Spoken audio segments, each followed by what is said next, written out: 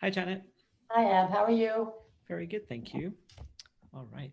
Welcome, everyone, to Fringe Legal Edge. If this is the first time you're joining us today, this is a show where I have experts and leaders on to discuss things that will give your practice an edge. Today, I am absolutely delighted to have Janet Stanton, who is a partner with Adam Smith Esquire. Janet is an accomplished business person who brings her experience from diverse industries and professional service organizations to bear issues currently facing Lawland. Prior to Adam Smith Esquire, Janet was the director of client relationships program at Oric. She was also previously a vice president at a global communications agency. And the best bit I found out about her was she was personally awarded a certificate of appreciation by the Office of the Secretary of Defense. How cool is that? Today, we are going to be talking about all things about strategic client management. But first, Janet, thank you so much for joining me today. This will be fun. Thank you. It will be a lot of fun. My aim is to ask you some good It'll be questions. fun. It'll be fun for Lawland nerds, but it will be fun.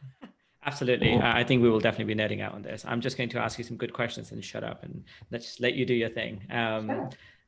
So I guess to set the stage, you wrote an article around this to outline the importance of strategic client management and why people should care. And one of the key takeaways from there, you quoted a Altman Wild survey, a research that said 51.7% of people changed their law firms because of client service reasons, right? And if you look at everything else that was in there, it basically made it clear that from a client's perspective, having inadequate or bad client service experience was much more, or basically the importance of client service trumps everything else, including things like your legal expertise.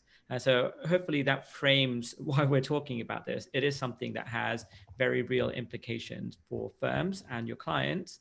Um, Before we dive into what that is, how would you define client management? What's the purpose behind it? It's pretty simple. Strategic client management is nurturing long-term profitable client relationships via more intentional efforts and collaboration. And I think it's important to understand that strategic client management goes well beyond the expert practice of law, because as that study and many other studies have shown, client service is more important to clients than your expertise or your responsiveness or your cost or frankly anything else. Yeah, and I think looking at past research, and there's been plenty of research done around this, both within law firms in mind and just generally, and the consensus is the same, that if you go and speak to clients, one of the number one things they ask for, especially from law firms, is for them to collaborate and work together. And that has an end result of essentially the client receiving a much better service. Yeah. And actually, it's pretty common in other professional services industries. I spent a good deal of time, and law firms seem to be lagging in that aspect.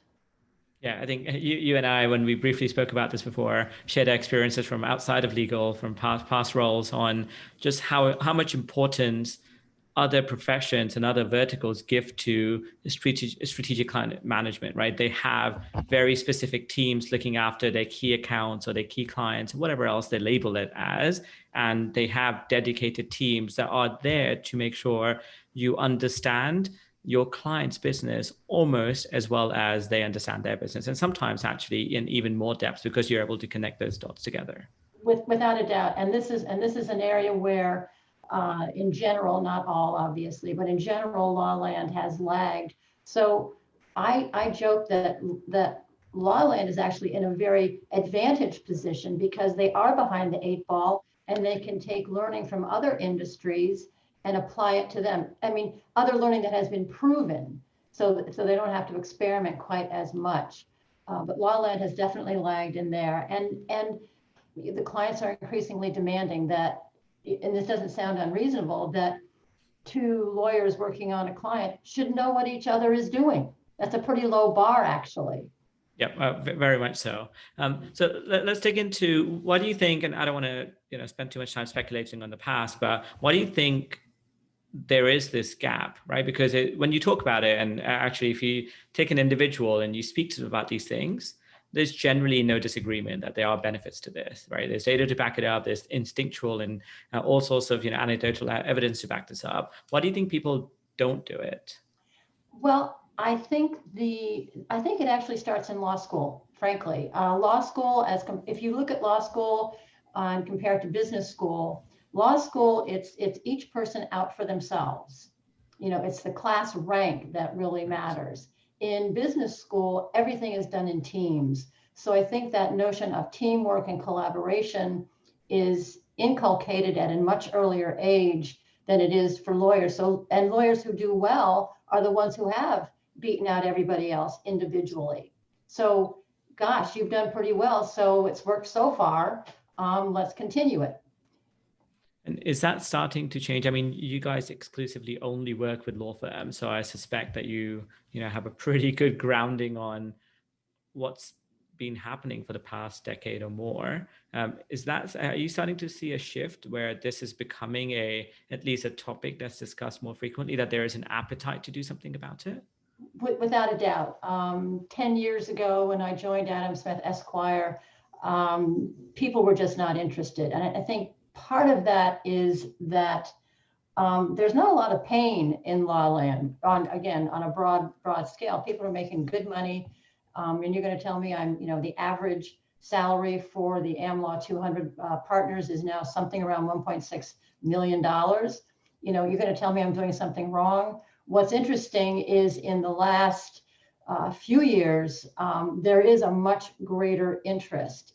There's a much among the firms that are outperforming their peers. One of the macro trends we see is that they are running their firms in a more business-like way. And certainly clients are the life's blood of any firm, and they're being more intentional about how these client relationships are managed, led, nurtured, expanded, because there is more competition. And if you're not servicing your client well, there are a lot of other firms that will. Yeah, and so I guess for the rest of the 20 minutes, I wanted to dig into a little bit about why is this important as a business, right? So if you consider the law firm as a business, but also because this is, of course, not unique to law firms, but certainly prevalent in law firms, as an individual, as a business owner within the law firm, as the partner, why do I care about this? To your point, if things are going well, right, then you have a massive barrier to change. Why do I want to change something that's going well? And I don't really see it, taking any sort of downturn anytime soon, right? It's not that, demise is imminent in the next X time period. And then lastly, I do want to touch on, well, what does this actually look like? And we can take this in any order, but I think perhaps starting at the benefits might be the best place to begin. Yeah, certainly, there's a boatload of data out of the inestimable Heidi Gardner, who I know has been on this show before. And she has made it her life's work to quantify the benefits of collaboration. And the benefits are not only to the firm. First of all, they're beneficial to the client. They want this, they like this. And we should all be more client-centric. That's another thing we should be thinking about. So there is just boatloads of data from Heidi and others that collaboration is, yes, good for the firm. And lawyers may say, yeah, well, that's great for the firm. What's in it for me? And what's in it for the individual practitioners is that the more they collaborate, the more they work together, the stickier the relationship is with the client overall. And when you have a stickier relationship, you're not going to get nickeled and dimed as much. So actually there's data that for individual practitioners who collaborate across their firm, their rates are higher. So that's an individual benefit. The other very cool benefit is that working collaboratively contributes to the resilience of the firm and the success for individual practitioners, even during difficult times. And the last recession, which was well timed for our recession because it's within memory, but there was time to learn from it. The people who were the best collaborators, the top 10% collaborators, really didn't hit a problem at all with the last recession. The next group of about 20% got a little bit of a dip, but they went back. The balance, 69% of partners did not recover their performance level anywhere close, even at the end of that last recession.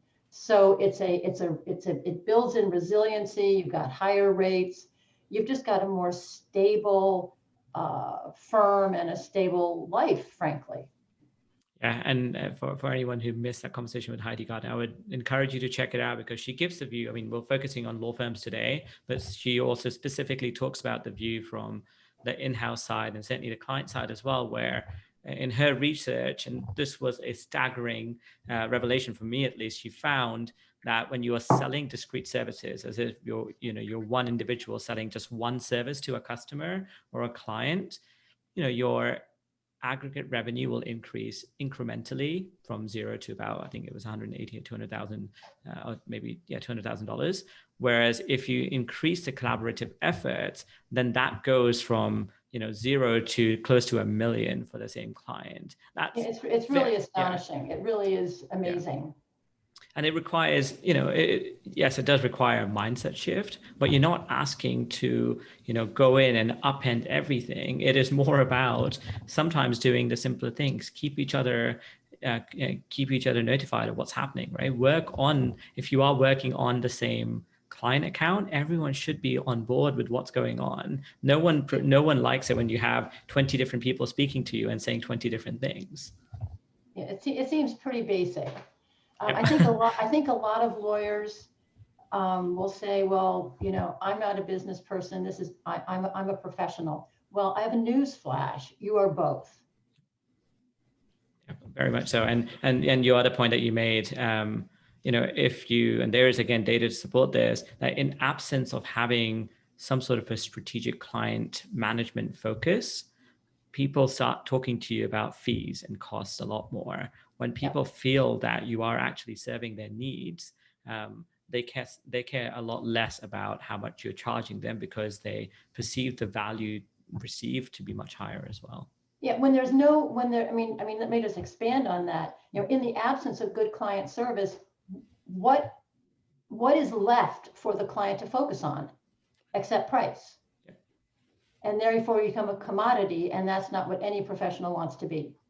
Yep, very much so. And and you talked about being more client-centric. That's absolutely important. You have to, ultimately, you're in a professional services profession for the most part. You have to think of your clients as your asset. That means that, and this is true of almost every single professional services driven industry, you are going to get the most amount of business from existing client base. So if you're not looking after them as best as you can, you are doing both yourself, your firm, and your clients a massive disservice. And it's an important point, right? These are relatively basic things that you learn in business school, and somehow they get missed when you come to a law firm because everyone feels that things are very different. Things are different, no doubt, but the standard laws of business still apply.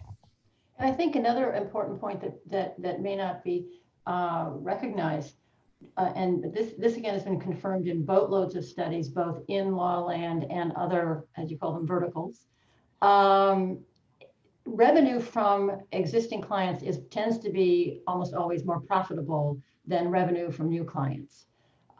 So a lot of times there's not glory in expanding a relationship as there is in snagging a new client. That said, it's almost always more profitable business. And what a lot of lawyers don't understand is, not every single dollar of revenue is equal. And you do not put your kids through school or buy your dog's dog food out of revenue, you buy it out of profits. Yeah, that's so important. So if I'm focusing on this, if I'm focusing on creating a a plan around this, what are some items that we think about? Are we thinking about teams? Are we thinking about, how do we measure the metrics? Are we thinking about how do we recognize individuals that are doing a good job of this, whatever that means? How do you start thinking through I guess the core elements around this? I think before we get to the core elements, and you touched on some of the key ones, I think there's a very important headset change that has to occur. Managing partners, firm management exhort their partners to sell, sell, sell. And it usually falls on deaf ears because professional lawyers hate to sell. That said, lawyers love to serve. So we suggest the mindset of cross-serving versus cross-selling. And this is not just a semantic change. Cross-serving starts with the client's priorities. Cross-selling starts with what the firm wants to have happen, which may not have any importance or value to the client. So if you really understand your client's priorities, their business, as Ab said, almost better than they do, you will know exactly where your firm can help that client. And the other thing on the flip side, clients hate to be sold, but what they really do like is when their professional outside service providers come to them with a business solution. Solutions, again, a client-centric service element is also more valued than legal expertise or cost. Clients don't want technical legal answers. They want business solutions.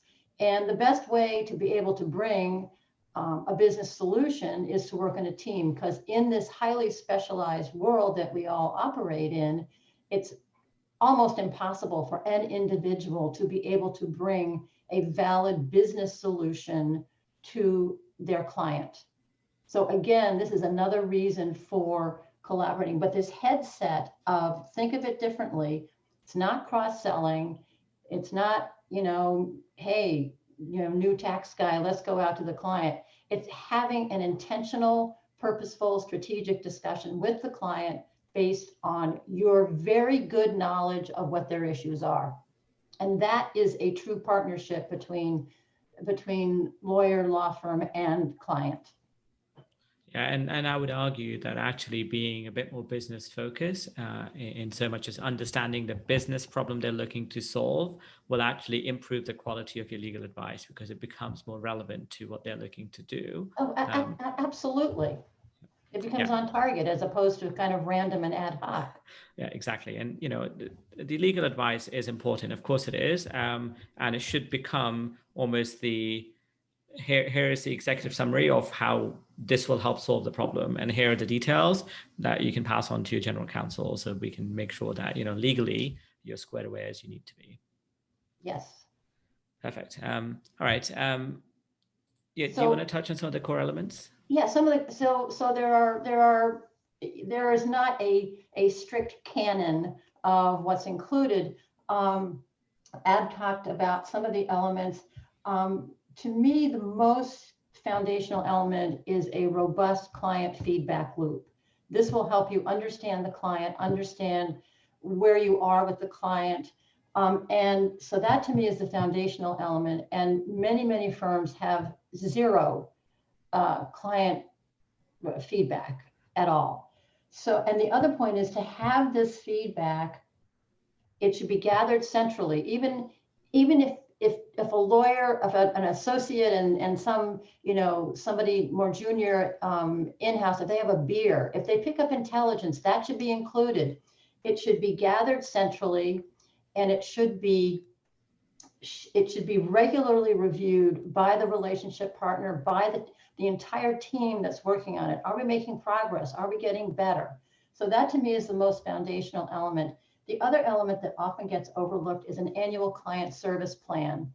And that is an action plan of how you are going to service that client that year. And in that plan, it should be very simple, because just do a plan on a page. Again, you have strategies for that particular client for that year, what you want to accomplish, your goals. you have some key strategies. We want to expand we want to grow the share of wallet from them. We want to have more contacts there. So those are kind of your overall strategies. Then you will have specific tasks to achieve those strategies. And those tasks should have someone responsible to do it and timing. And this includes two of the elements that Ab just mentioned, which are metrics and accountability. And again, the team or the relationship partner should track the progress regularly throughout the year. And again, this is very much how clients run their businesses. They have plans, they act on them, and you may need to make a mid-course correction, which is fine, which happens all the time. But that's a key element. Teams certainly are important. Again, sharing the data, informing each other. Accountability, metrics, recognition is important. I mean, that can be either qualitative, look what these guys or women did this year with this particular client. And it can also, and what really has teeth is recognition and compensation. And there are law firms who are in their compensation system recognizing collaborative efforts and improvements on clients because of that. They reward sharing, exporting and importing clients. So again, there are lots of ways to do that, and it may differ by a firm's culture, but those are kind of the key elements. Yeah. And I assume, and I shouldn't make assumptions, but I will in this case, that these are all things that once you've at least drafted it, or as you're working on this plan, you are working on this together with your client, right? So of course, you need to have client input. You need to have, I mean, again, it's a way of engaging in a business-like way with your client, and everybody loves talking about their business. People love talking about their business. And if you can have a credible discussion with them, hey, this is what we're thinking about doing this year with you, Mr. or Mrs. Client. And that's the kind of engagement you want to have with your clients. Yeah, and I'll caveat that. I think everyone loves talking about their business when they don't feel like they're being sold to, right? When they feel like it's a genuine conversation, people will open up. They want to invite you in because guess what? They're working with you, or they want to work with you. And if giving you information means that they receive something that's 2, 5, 10x better, they will happily do that because it only benefits them in the end. Yeah, they are passionate about their business. People live and die for their business. So if a smart person can come in and say, hey, we had this idea, and even if they don't necessarily like that particular idea, the fact that you went to the effort, that you thought about them, it may be called business to business, work. It is still people. Yep. How can you make your client look good? Exactly. And that works at both an individual and a business level for sure. Yeah. So, I mean, as we have about 5 minutes left. One of the things I wanted to cover, because I don't want people to think that this is so new and novel that, we are bringing a brand new idea. I know firms are doing this, and I don't want you to speak about specific firms, but, as you think about this, where firms have executed on this plan, and you sort of touched on some of them, for example, including comp as part of the recognition package. How did they initially get that mindset changed, right? Because you need to get the management committee or the head of a practice or whatever it might be on board to work in this way, because it does require there to be alignment, from top down and bottom up in order to actually do this well. Well, first of all, it's incremental, but it also requires resources. So we recommend that, you cannot expect, individual partners to all of a sudden start doing these things. It has to be a commitment, not just in theory, but it has to be an investment, additional resources, additional business information about the client, financial information. So firms need to invest. And what we always recommend is that firms start with a pilot program. first of all, they're less scary to lawyers than, something firm-wide all of a sudden. It also gives you a chance to learn and see how it will fit in each firm's culture. But we always recommend piloting new initiatives. And then what happens, you obviously you pick the first people who are more amenable towards it. You get some early wins, you make sure people know about it. And one advantage we have is that lawyers are very competitive. So if something is working for somebody else, they're going to say, hey, I want what she's having. Yeah. So that's how it builds throughout a firm. And then after a while, it becomes SOP. The other way to encourage this is, again, through compensation. If some people are getting compensated more for doing this kind of work successfully, yeah, that will be another impetus to encourage other people to try it. Yeah, and I think all of this. The other thing, this is a whole lot easier than the practice of law. The practice of law is hard. A lot of this stuff is not hard. Yeah. And it does not all have to be done by the partner. Yeah, I agree. And I think that's the key thing, right? Especially as you are speaking to the partners, I think that's a very important message that, look, we're asking to do this, but you only have to do a small bit of this. The whole thing that we're doing gives you more resources, so you are able to, frankly, get a larger amount of profit from the same client, right? And so you do have to convey that in a way that's beneficial to them. And I like the idea of the pilot, and you talked about the feedback loop before. I think that becomes extremely important as you're piloting, because you do need to learn and adjust to it, because it'll be, there'll be nuances that vary from firm to firm as well. Absolutely. Awesome. All right, so we've got through what it is.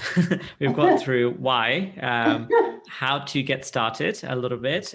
We talked a bit on collaboration, which is important. And I guess the last thing is, are there any sort of, I guess, pitfalls, for lack of a better word, things to watch out for as you're putting this into practice? Sure, there are pitfalls. You might hear, first of all, it takes a while to see